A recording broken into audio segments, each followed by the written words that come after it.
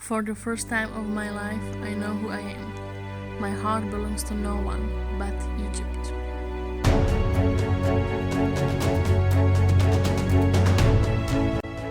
It's because of their poetry of life and freedom. She was born actually in Bristol in the year 1783. And we don't know almost anything about her life. There are only few information which are left about her, but her life is so interesting. So only the few pieces which we have I will mention today definitely. But one fact we know, and that she didn't have any studies. She wasn't very well educated. But for her life it wasn't that much important. In the year 1803, if I count, she was 20 years old. She met a man. Who it was? Yes, it was Giovanni Battista, and she was amazed by his look. It was really a big love story, and love story at the first sight. Okay, she saw him. He was 2 meters tall. He had a dark hair and dark eyes, and he was very a strong man. And she immediately fell in love to his look. And she was the one who noticed him first. Actually, she met him in the cirque. He was Italian traveler who was just visiting England, and this changed her life completely. Actually, for both of them, it changed their life. I actually found that he is a very educated man, that he studied archaeology in Rome and also engineering, and he had a big dream to become someone in the life, not to spend his whole life in the cirque. And actually, Sarah was the one who encouraged him to be someone. And as you know, or if you don't know, so I will tell you now. So Belzoni actually was the most famous Egyptologist in the whole Egypt history. Really, he was so important and so famous, and she was his wife. But without her, probably he would not be nothing. And this is an important point. What she did for him as a woman. She supported the man in his dream, and she gave up anything.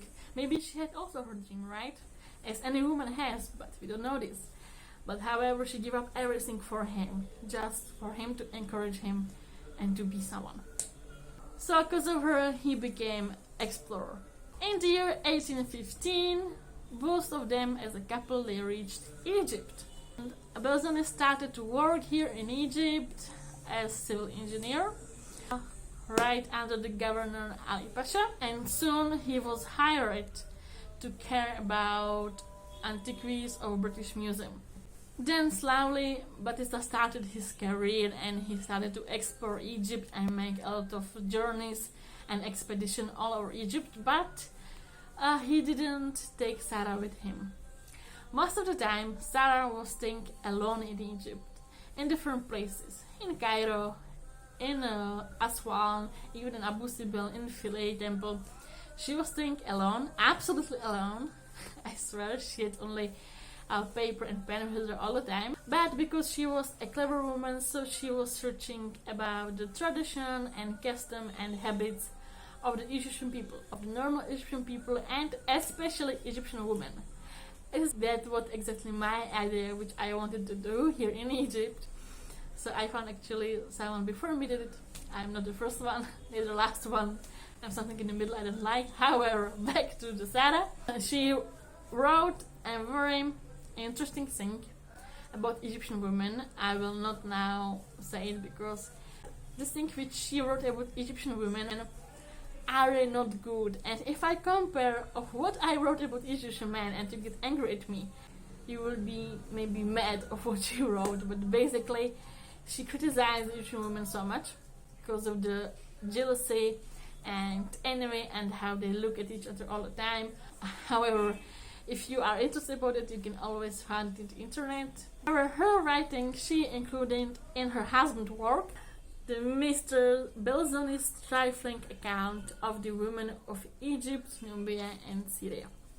Then what she was doing, because she wanted to help her husband so much in his work, she actually was exchanging her own jewelry, simply jewelry from England, from Europe, for some antique one from them. Like the women, because she was staying with them really alone, all of the time. So they was giving her very important jewelry from the pharaohs, but they didn't know it was like important or what value it had. But she knew it, and she exchanged it for her husband. So this was like really wow, amazing. 1818, Sarah was actually traveling alone, dressed as a man, to Jerusalem. And then she traveled across Jordan, came back to Egypt, year 1819. She was really helping her husband in actual work, in realistic work. She was helping saving wall painting, the time of City First. In the same year, Belzoni actually go back to England. So, his life is a little bit different from the Sarah. He really found a lot of historical monuments, but we will speak about it in the next video because it will be more interesting, of course, from the point of Egyptology. 1891, he made a large exhibition in England, and he presented there pyramids and Abu Simbel and mummies. So this year in Europe was a crazy year about the mummies. Everyone want to have a mummy, and they was making a huge business with it.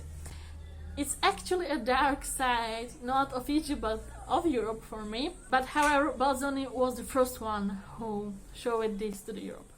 Like something like this is actually exists, and all the Europe was fascinating by his work. But for our bad luck, only after 2 years, 1823, Batista returned to Africa and he died there. But I believe maybe he was happy for his death, because as an Egyptologist, who will not wish to die in Africa, right? Like if I'm him, I will be happy that I died in Africa. Sarah, his wife, remained in England and she take care of his work. She kept his work to be alive simply. The Parliament of England granted her a modest pension for her husband's work. So at least she didn't stay without money at all. Then she made a new exhibition, her own exhibition actually, where she showed her jewelry as she was collecting before. But unfortunately this exhibition had only a little success. She gave up everything, and she was traveling a lot. She died on the Channel Islands. That's the end of her life. We do not have more information about her. I left on this woman her actually, let's say, business in Egypt when she was staying alone in Egypt. For example, in the Philae temple. She was sleeping there actually for 4 months. I cannot imagine how she fed herself, from where she took the food. Water, okay. She could drink from the Nile. I tried by myself in the Philae actually temple, so it was fine. I believe that people visited her also. The Egyptians, they are Nubian, are really very kind, and they don't consider themselves as Egyptians, so they are actually, let's say, more kind than Egyptian itself. When she was sleeping there alone, what she was doing there, okay, she was speaking with the women, stay with them to learn about the Egyptian tradition, as I told. That's for me really so fascinating, but to be in her skin, it must be really very hard, and especially for women. Like for this, I really admire her so much.